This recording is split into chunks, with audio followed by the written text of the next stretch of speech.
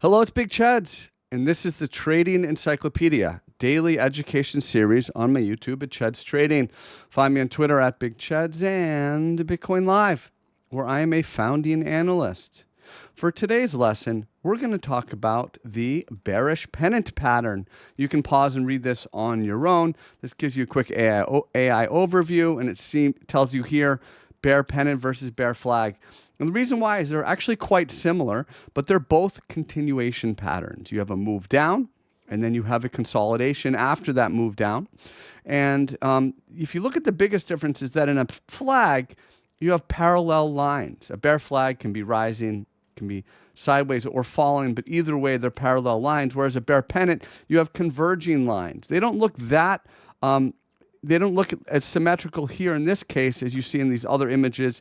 Here it looks a little bit more symmetrical, but normally you're going to have roughly symmetrical converging lines in the bear pennant pattern.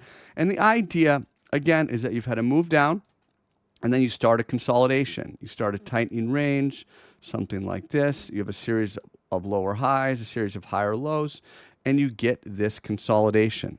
So a couple things.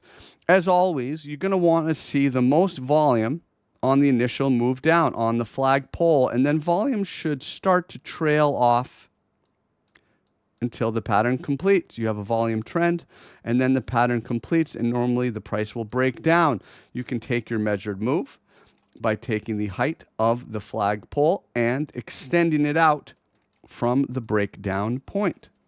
Now you want to look for a couple things. Now you can, of course, trigger a trade just based on a violation of the trend line, here the rising demand trend.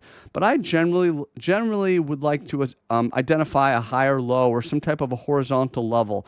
So for me personally, I would be triggering based on a loss of either this higher low or the low of the pattern. For me, it's a little bit easier to define your risk when you use a nearby horizontal level. It's a little bit more ambiguous just based on a break of the trend line because the price can continue, and it's a little bit harder to define your risk.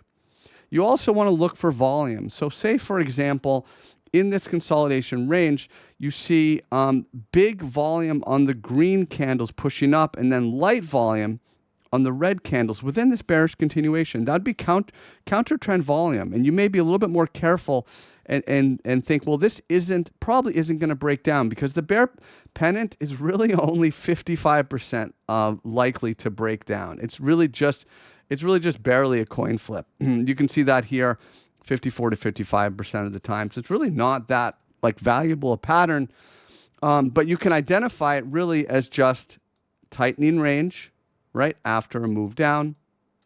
Look for a break of that, break above, a break below using one of these major lows or one of these major highs. And then, of course, you have your measured move from the breakdown point. So this is a bear pennant, not to be confused with a bear flag. And this is for the Trading Encyclopedia Daily Education series on my YouTube, Chads Trading. Find me on Twitter at Big Chads and Bitcoin Live, where I'm a founding analyst.